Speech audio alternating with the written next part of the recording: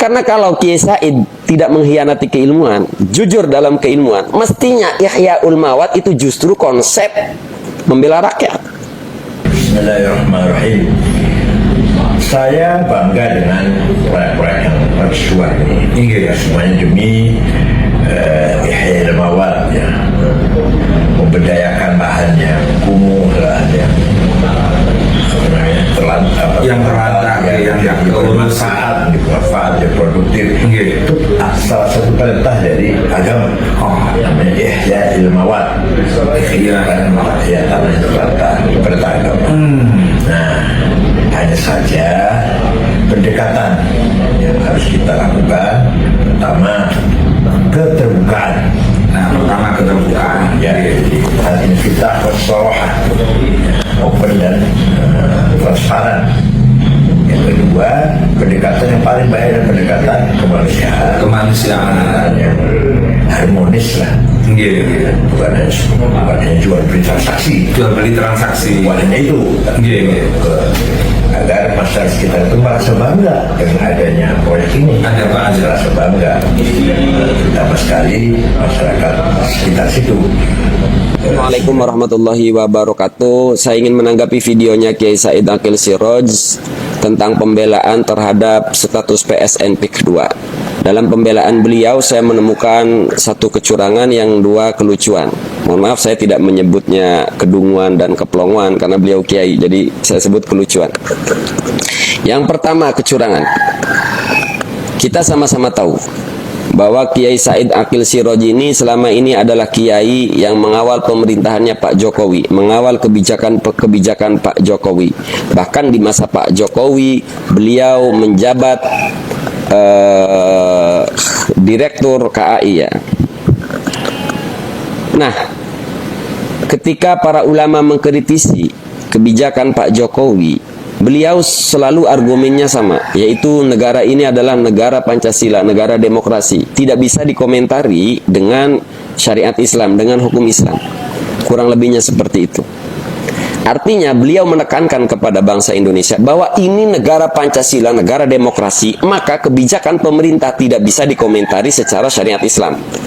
Kira-kira begitu, ya. Paham sampai sini, ya? Nah, sekarang kenapa saya katakan pembelaan itu adalah bentuk kecurangan? Sekarang ketika para aktivis, ketika para ulama, ketika para politikus, ketika para ahli hukum mengkritisi status PSN pada PIK 2, ketika mengkritisi status PSN PIK 2, kok tiba-tiba Kiai Said Aqil Siraj membela dengan konsep Islam, dengan syariat Islam? Kan aneh Pak Kiai Said Aqil Siraj ini. Itu yang pertama, saya menyebutnya ini adalah kecurangan. Yang kedua, saya menemukan kelucuan. Sekali lagi saya menyebutnya lucu nih, bukan dungu, bukan plongo, bukan keplongoan, tapi kelucuan. Kenapa? Karena kalau Kiai Said tidak mengkhianati keilmuan, jujur dalam keilmuan, mestinya Ihyaul Mawat itu justru konsep membela rakyat. Kok malah membela rakyat? Ini kan di medsos ini kan masalah perang narasi. Coba sekali lagi kita ulang. Pembelaan Kiai Said Aqil Siraj terhadap status PSN PIK 2 itu kan tentang konsep Ihyaul Mawat, menghidupkan bumi mati. Artinya membuat bumi yang tandus, yang tidak produktif menjadi produktif. Begitu. Contohnya bagaimana? Saya terangin pelan-pelan. Sebelum berdirinya Negara Kesatuan Republik Indonesia, di setiap wilayah, di tanah di negeri ini, itu tanah kesultanan dan kerajaan. Saya kasih contoh yang dekat nih di Tanara. Banten itu kan tadinya sebuah kesultanan.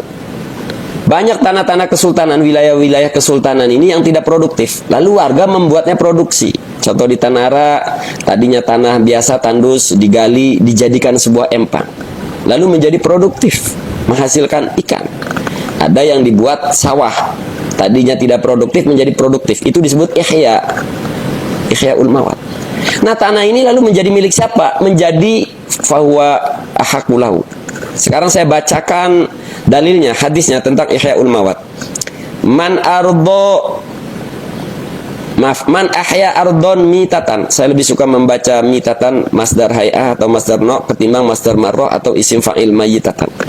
Man ahya ardon mitatan fahuwa ahaqulahu. Barang siapa, kata Nabi, yang membuat tanah menjadi produksi, yang tadinya tidak produktif menjadi produktif. Fahuwa ahaqqu lahu. Jadi tanah kesultanan tidak produktif, tadinya mati, lalu dibuat produktif. Maka tanah milik siapa? Fahuwa ahaqqu lahu, Nabi. Kata Nabi, fahuwa ahaqqu lahu. Maka tanah itu menjadi orang tersebut yang melakukan pengelolaan tersebut.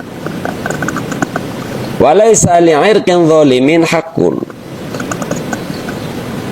Bagi orang yang mensabotase, mengambil alih, irqin zalimin, melakukan tindakan, artinya yang mengeluarkan keringat yang zalim, artinya mensabotase. Walaysa li'irqin zalimin haqqun. Bagi orang yang melakukan sabotase atas tanah tersebut, maka tidaklah memiliki hak. Kan begitu Pak Kiai Said Akil Siraj. Jadi kalaulah Kiai Said Akil Siraj ini jujur dalam menyampaikan keilmuan, mestinya konsep Ihyaul Mawat justru membela rakyat. Karena tanah itu menjadi tanah rakyat. Kan begitu Kiai Said Akil Siraj. Nah, ini kan kecurangan dan kelucuan dari seorang Profesor Dr. Kiai Said Akil Siraj. Gitu loh. Kalau kita kritik pemerintah dengan konsep Islam, oh jangan, negara ini negara demokrasi, bukan negara Islam. Oke, kita sepakat. Nah, tapi ketika kita menolak status PSN 2 dengan konsep hukum yang berlaku di negara kita, oh ini Ihyaul Mawat di dalam Islam, kan curang namanya itu. Nah, itu muqaddimah saja ya kawan-kawan yang dirahmati Allah Subhanahu wa taala. Karena di masanya Kiai Said Akil Siraj memimpin NU, beliau dan seluruh jajarannya selalu teriak-teriak, PBNU penjaga NKRI, PBNU penjaga NKRI. Kalau boleh saya katakan Pak Kiai Said Akil Siraj, PBNU di masa kepemimpinannya Kiai Said Akil Siraj itu bukan penjaga NKRI, tapi penjaga kekuasaannya Pak Jokowi. Gitu. Ini juga saya ingin sampaikan kepada seluruh pengurus NU ya. Jangan terlalu pede mengklaim perkat bangsa ini, NKRI ini adalah NU. Karena itu klaim kalian. Yang ingin saya sampaikan di sini, perkat NKRI ini adalah Islam. Jadi nggak usah diklaim itu adalah NU, Islam. Karena banyak orang yang bukan NU juga ikut menjaga kedaulatan bangsa ini. Ya. Nah, ini sedikit tambahan saja. Sekali lagi saya tegaskan, PBNU di masanya Kiai Said Akil Siraj itu bukan penjaga NKRI, tapi penjaga kekuasaannya Pak Jokowi.